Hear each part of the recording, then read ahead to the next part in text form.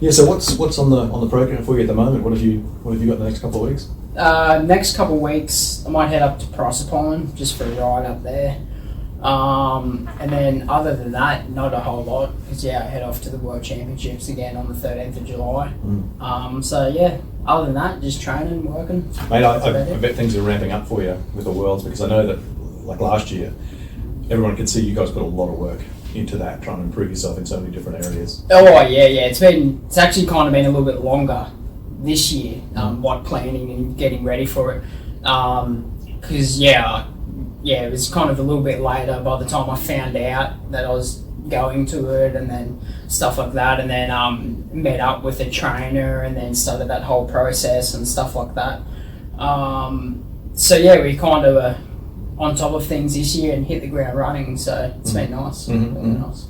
And what sort of things, like when you said you list a trainer and get back into it, as far as that sort of thing goes, what areas are you trying to improve things specifically to ready yourself for the Worlds? A lot of physical, just like targeting different areas, different weaknesses that I've found that I had on the bike, so we're trying to improve them.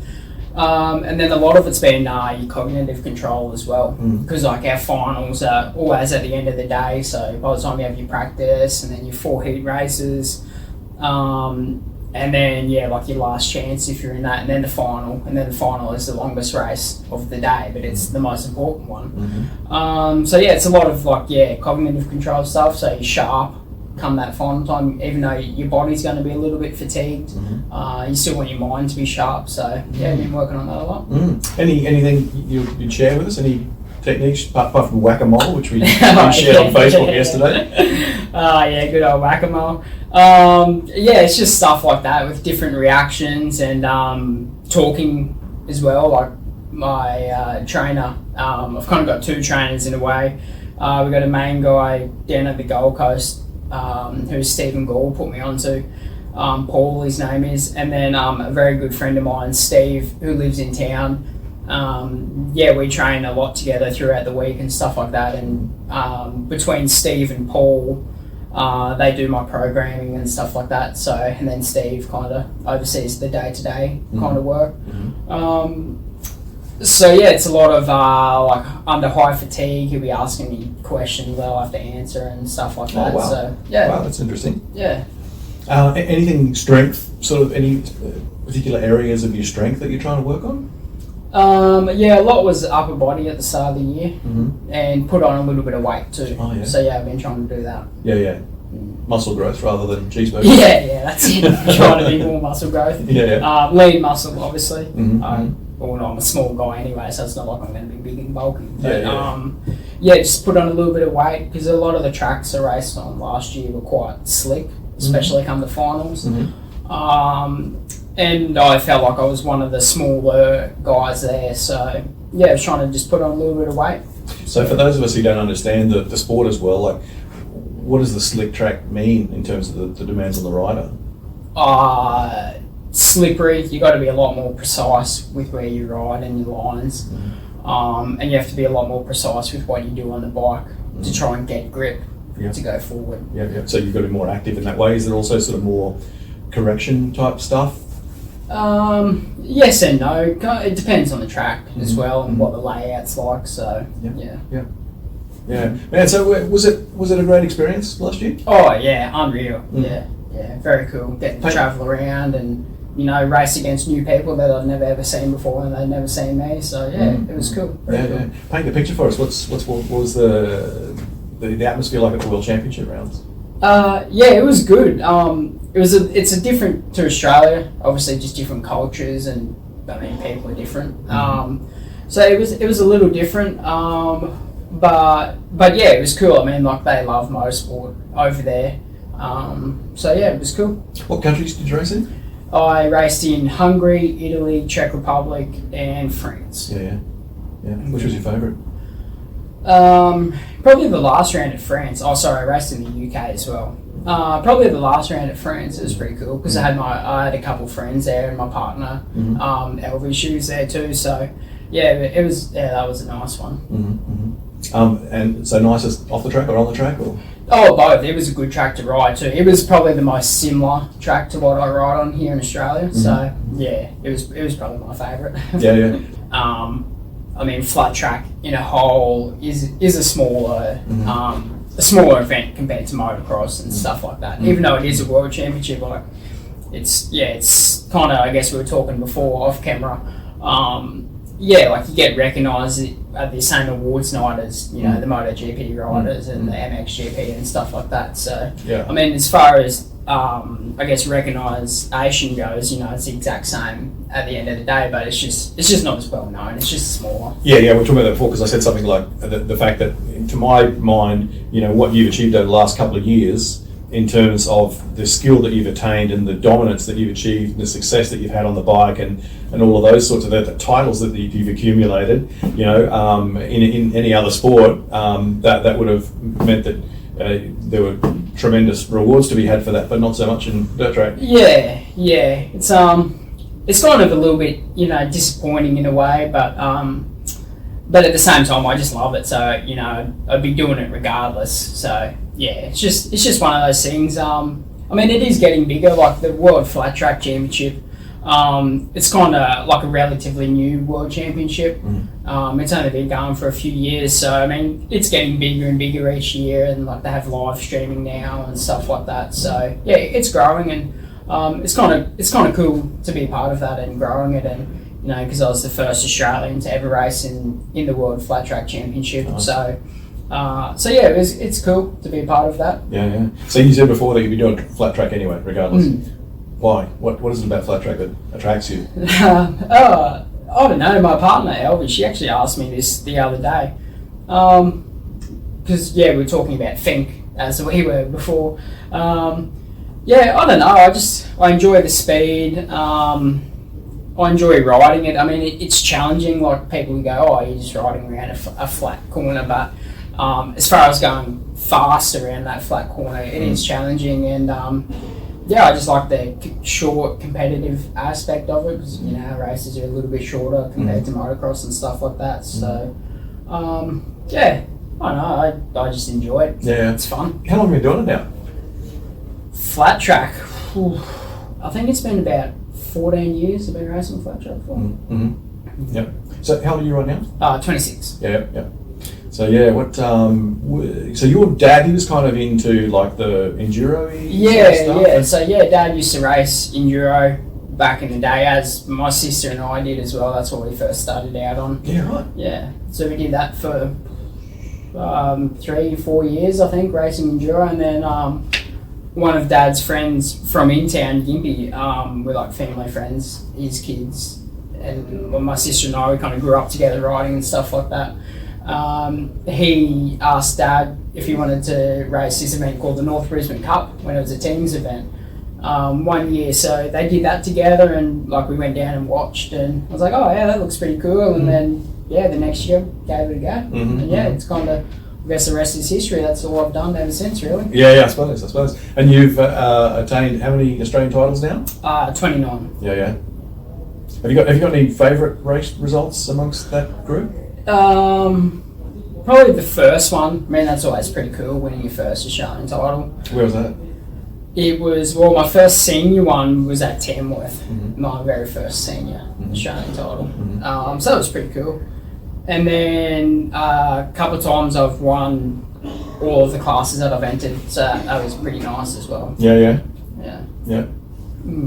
But I mean, they're all just as important as each other in my eyes. Yeah. Yeah, for sure. It's a big deal. So yeah, it's pretty cool. Yeah. So what sort of work are you typically over the last? Obviously, you picked it up for the World Championships, but typically what sort of preparation do you have to put in behind the scenes to be running at the level that you're running? It kind of goes in waves. It's a lot more structured now compared to what I used to do, but just strength training and cardio, that's basically it. And just riding flat track or even motocross, as much as you can, just being on the bike, that's probably the most important thing. Yep. Now, a lot of our audience would, have not had the experience on flat track racing and may not have even seen it before. What I'm trying to zoom in on here is what are the intricacies of your job that you find really attractive, and the parts that you have to zoom right in on and really focus on getting 100% correct? Like to me, there's so much more to it than going faster around a flat track. You're trying to balance that thing right on the edge, and there's all of these elements of traction and throttle control and turning the bike and all of that sort of stuff. Which of those do you focus on the most? We're definitely the corners. Because I guess anyone can go fast in a straight line, and hold it on. But the corners is where you gain your speed also for that straight line too. So I mean, the more grip that you have in the corners, or the more you're on the throttle, the faster that you're going to go when you get to that straight line. So that's the part that I focus on the most is the turns. Yeah, for sure. In or out? Yeah, like inside or outside? No, as in you focus more on the entry or the exit? Oh, both. They're both just as important as one another, because, if you blow the entry, well, then it's going to stuff up your exit, and then if you blow your exit, well, you kind of wasted all that time being perfect in the entry. So, you got to link it up. It's all about connecting the dots, so to speak, Yeah. Now, the other thing that people might not appreciate about dirt track is just the kind of rocket ships that you guys are sitting on sometimes in the bigger classes. Tell us a little bit about your bike. What sort of horsepower are we looking at? Don't expect you to tell any secrets here, but ballpark. And what sort of speeds are we looking at? Yeah, well, my bike is actually basically standard, like compared to some of the other ones that we race against. Like I have a Vance and Hines pipe, a Vortex ignition, and ETS race fuel. And that's all I have. The engine's stock standard, and then just the suspension. That's the biggest thing, because our tracks really aren't big enough in Australia that you need a lot of horsepower. So it's more about getting your suspension right to get that horsepower out of your bike to turn that into grip, which makes you go faster that way. So tell us a little bit about the demands of suspension for dirt track or flat track. Well, I mean, it's a lot different to motocross, obviously, because you don't have the jumps and the big bumps and stuff like that, where it's generally a lot flatter for flat track. The suspension doesn't work as hard, but it's a fine line between being good and being not so good. Like it's a very fine line that you have to. I mean, I've spent 8 years working on it. So to my mind, the big thing that I'm seeing as far as a peculiar demand of dirt track goes is that moment of weight transfer. Like it's, I guess it's probably more in common with road racing, hasn't it? Where it's and then like on the brakes for a sec and then sideways. Maybe some tracks you're not braking at all. I don't know. Well, there is a couple of tracks that you can do if the track's like groomed nicely. You can ride 100% throttle the whole way. But as far as weight transfer, I mean, we run a softer setup compared to motocross or anything like that. When you're under brakes, you don't want it to be diving too much in the front, because that's just going to stuff you up as well. Keep changing the angles, wouldn't it? And then the same thing with the back, like you don't want your rebound too fast because you are sliding, and if it loses control, you don't want it to come back and flick you off. So, I mean, it's, as I said before, it's a fine line on getting it right, and everyone rides differently, so everyone has what they prefer different. So, So how does the variation in styles work? You say everyone rides different. Are there a couple of specific ways to corner? Oh, yes and no. It depends on the track too as well. I mean, some people come in really fast and they might always ride around the outside of the turn, or some people can change angles and cut back and stuff like that as well, or some people just ride on the inside because that's where they feel most comfortable. But it's just all about the track really on the day that you're riding at to kind of how you ride it to try and be the best. How do you describe your style as a rider? Well, that's an interesting question. I don't think I've ever been asked that before. I don't know. I guess in the younger years, it was probably, especially when you get on a 450 from being a junior, it's probably a little bit aggressive, not towards other competitors, but just on the throttle, yeah, I don't know. I guess I still probably am a little bit aggressive, but it's a lot more controlled these days. Yeah, I don't know. I can't answer that really. To be honest, I just ride. Yep. So what do you? Let me ask a slightly different question. What do you think's made you so successful as a rider? Just practice. I mean, I've had good people that have supported me throughout my career, I guess you could say. Whether it be in the early days when I was on KTM, you know, like I had great support through them with, you know, suspension or engine or stuff like that as well. And then I suppose that accelerates the steps of your learning and understanding engine and suspension and tyres, and you know what I mean? If you've got good people around you helping it definitely helps. Yeah. I mean, and a lot of it's been, you know, just a lot of trial and error. I mean, my dad, he's my mechanics, and he's pretty switched on. Like, he's been around for a while now, and he knows what looks good and what doesn't look good, and then obviously, you know, he's my dad, so he knows how I ride, and he can see stuff that sometimes I might miss.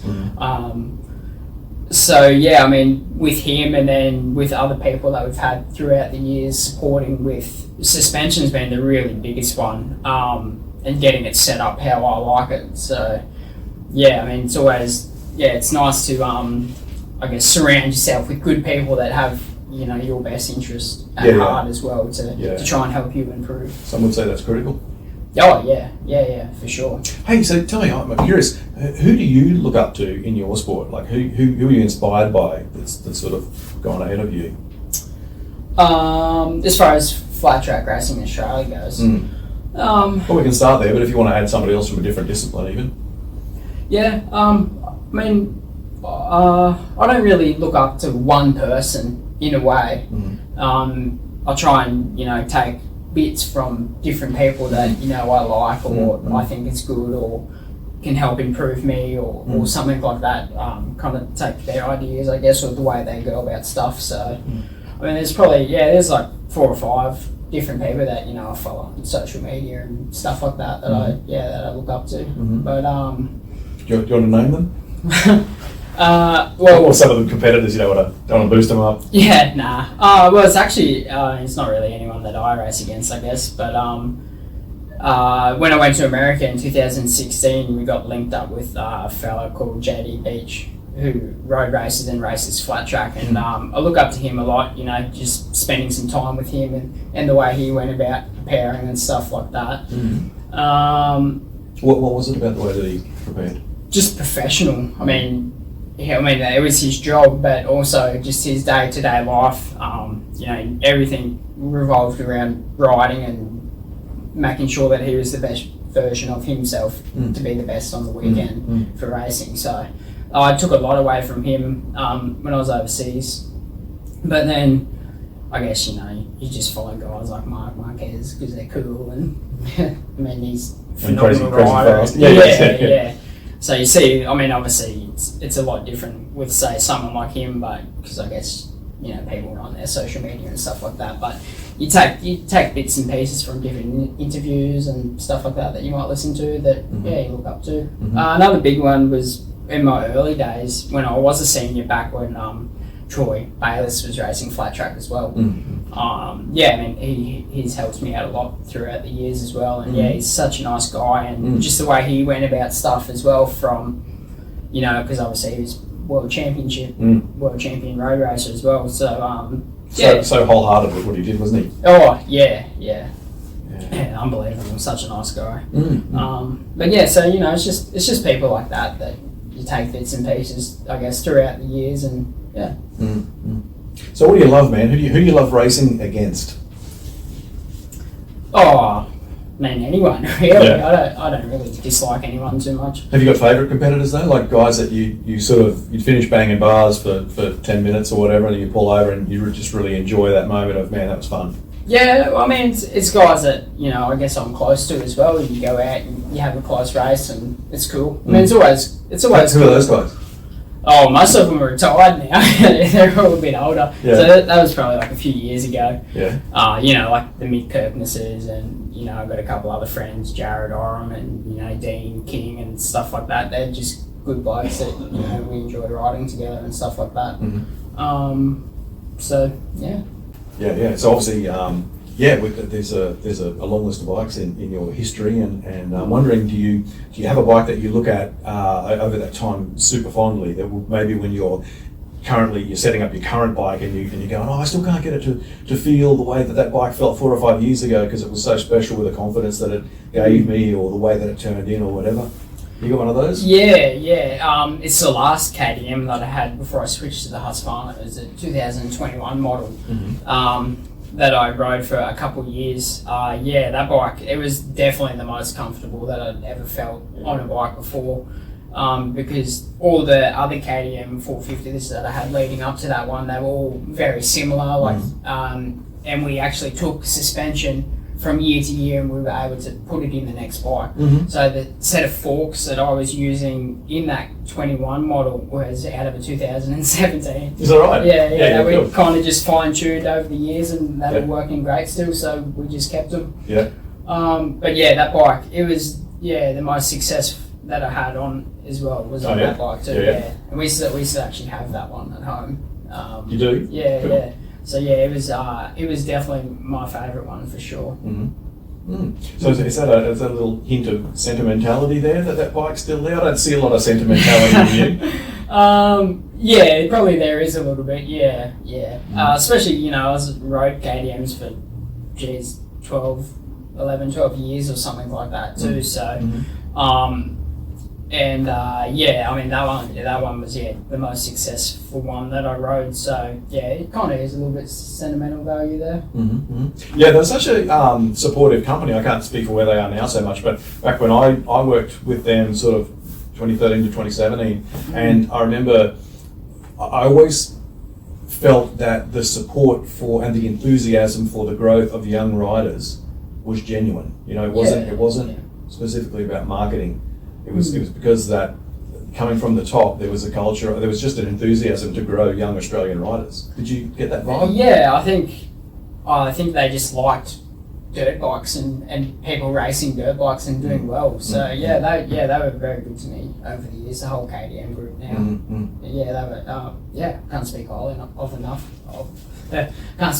enough of them. They were very good to me over the That's years. one of the things I love about this sport, because there was also a period in my history where I worked a lot with Yamaha, and one of the things I love about this sport is that you constantly run across people who are doing what they're doing because they just can't help themselves. They just love the sport that much, and they're doing stuff that in some cases maybe doesn't make the best financial sense always. Maybe it's taking a risk, maybe it's taking a loss, but they're doing it because they love bikes. I mean, for sure. I guess each company, I guess sponsoring someone isn't cheap, and it's money that they could be keeping for themselves or for their company, or maybe employee bonuses or whatever. I'm not sure. It depends on how they run their company, I suppose. But so I mean, anyone that sponsors you, I think it's out of a genuine. They just like motorsport.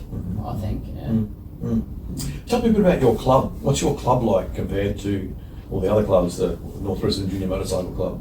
I'll preface my question, I guess, by saying it breeds a hell of a lot of champions. And it's a club that's so proactive and so busy and always running the really big events and always successfully. What's so special about it?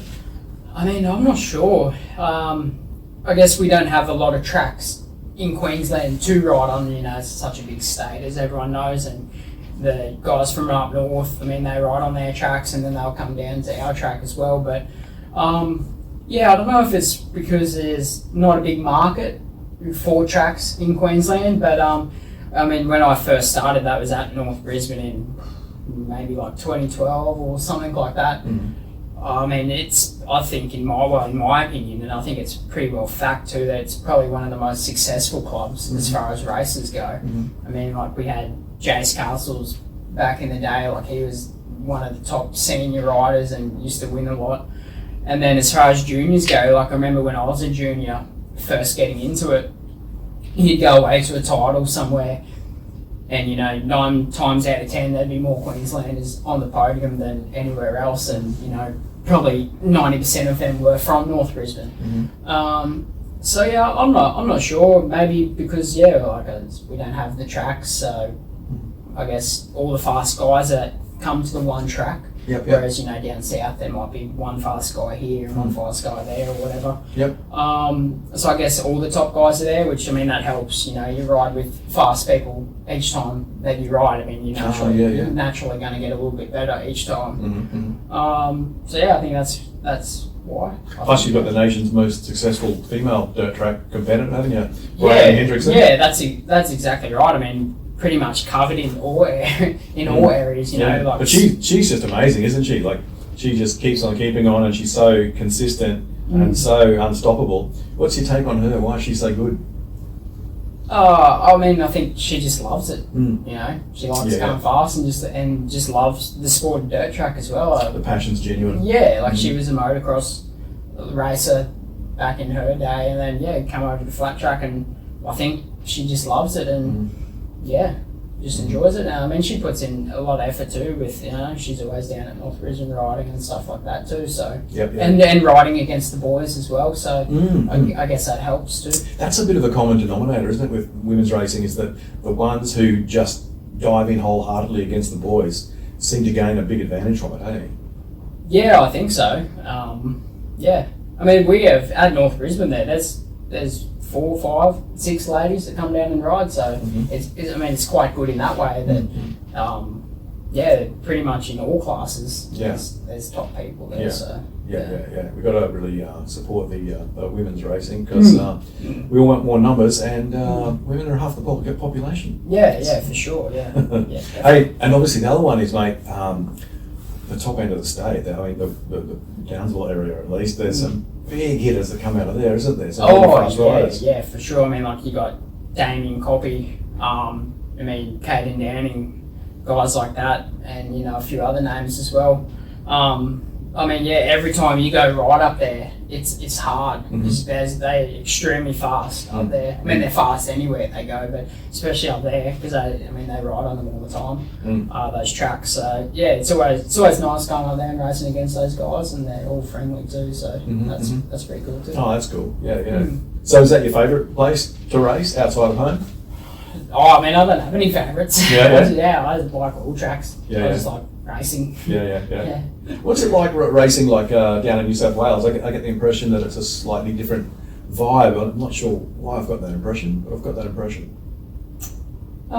It's good. It's competitive because, like I said, those guys, they ride on their tracks down there all the time, and, people like me and that travel, we might only ride on them, when there's a title on, but they race there on the club days and the practice days and stuff. So, anywhere you go in Australia, I think that the sport, we produce some very good riders. So, anywhere you go, it's always going to be tough competition. Now, can you unpack the situation for me around wheel and tyre types and wheel sizes? Can you break this down so we can understand it? What's the current situation? Is that the best situation? What should it be? Give us the world according to Jared. This is a hot topic in flat track racing here in Australia. Everywhere in the world, whether it be Europe or the UK, America, Canada, Japan, New Zealand, wherever you ride around the world that has flat track, they all run on the 19-inch front and rear tyres, which those tyres are specifically built for racing flat track. So what do those tyres look like? They're like, jelly bean kind of pattern, a lot flatter. They don't have high knobs. The knobs are so flatter. They look a bit like a road wet, or?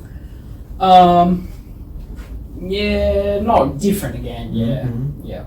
I think. So closer to that, or closer to knobby, or closer to trials style is the other style, isn't it? I don't know. It's kind of a mix, I guess. It's probably more of like a wet road racing wet. With like longer. They got longer knobs. They're not very high. And then so that's that. The 19s, which has a big push for them to become more common in Australia here, which I think is great because, as I said, that's what the rest of the world rides on. And then we have a lot of juniors that have been going over to race the amateur nationals in America in the past few years. So, I mean, anytime that those guys can race on or ride on that, the exact same as what they're going to be riding on overseas, which is racing against people that have been riding on these tyres since they very first started. So yeah, I think any time that you can practice on them is awesome. And I mean, now we have an Australian Championship for 19s for like there's a series that's going to be run AFTN later on in the year, and it's now classified as an actual Australian Championship. So I mean, there's a big push for that. But our usual tyres are like the 21-inch motocross front, and then the 18-inch trials tyre rear, which I think there'll always be a spot for them in Australia because that's what it has been for the past however many years, and that's what some people just love riding on them more than the 19s, which I mean I guess is fair enough. Is there some cost effectiveness that goes along with keeping your original wheel size on the front? Oh, it's actually cheaper. Overall, if you break it down throughout the year, it's much cheaper to be on the 19s. Okay. Because they last a lot longer. Yeah, right. Yeah. Makes sense. Like your front tyre, I mean, you could race almost half a year on one tyre, and then you switch it around and, it's good. Compared to, the motocross tyres that wear out a lot quicker. And then as far as the back goes, I mean, because the trials tyre's not designed for racing flat track, it's designed for trials. So you ride on the 19 flat track tyre, and I mean it'll last 4 or 5 times as long as what the trials tyre will. So I see. Yeah, okay. So cost effective throughout the year is is much better off. Yeah, I see. Yeah, that's one thing that freaks people out if they've had nothing to do with a dirt track and they look at a still of some guy on a sliding wheel standing bike with a squirrel trials tyre underneath it. What's the logic behind it? Why is that the best way to go? I don't think it's the best way to go. I mean, I think, the 19s are definitely the best way to go. Oh, sorry, I meant with the wheel size that you've got. With the wheel, I'm not sure. I mean, it was like that when I got into the sport, so I can't really comment on that. Why it became that way, that in Australia that's all we ride on. I'm not sure. Okay. So let me ask you this: there was you had a foray into road racing. Would that be like 6 years ago now or something? Or? Yeah, well, I mean, that was in 16, 17, 18? Yeah, 16, 17, I think that was. Yeah. That I road raced for a little bit. Do you have fond memories of that? Yeah, I mean, it was a good experience. It was challenging. This like the same thing, I didn't know much about it and stuff like that, so it was definitely. What are these right-handers? Yeah. I mean, I don't mind the right-handers. I guess coming from racing enduro and stuff like that. So I mean, I don't mind. No, it's a bit silly. But it was a challenge, that's for sure. Yeah. Yeah, I mean, it was fun, but yeah. I suppose speed's a bit faster. Putting your knee out in the corners must have been interesting. Yeah, I mean, it's just a completely different ball game altogether. Yeah. But I had a theory at that time that you would have been more successful as a road racer if you'd had twice as much horsepower to deal with. Because I look at you, right, and I think that I see a throttle steerer, whereas obviously the slow bikes, it's very much about steering with the front tyre, isn't it? Yeah, I don't know. I mean, I guess I never really gelled with the whole road racing thing either, so I mean, the KTMs were definitely competitive enough to win and to be a fast bike. So what were the obstacles for you? Don't know. I just never really had a good feeling with it, I guess. Yeah, it was probably just me. I don't know. I just never really gelled with it. I guess it was so different to what I'd ever done before in the past, and I'm not really sure, to be honest. So, favourite place in the world to race now that you've got quite a few to choose from? It can be just the place that you enjoyed your night the most. Don't say home. No, probably France. That was the track there. That was the my favourite one that I've ridden on overseas. So yeah, probably in France there. Biggest, nastiest crash? Ooh, a few years ago, Central Coast down there. That was my biggest one. Yep. And what was the bill for that? Collarbone, punctured lung, and broke a few ribs. But yeah, touch wood. Been pretty lucky ever since. There would have been a fair bit of discomfort involved in it at the time, though, I imagine. Yeah, it wasn't a fun time, that's for sure. Yeah. All right, and I guess to wrap it up, mate, the future. What's next for you? We've got so much on your achievements list.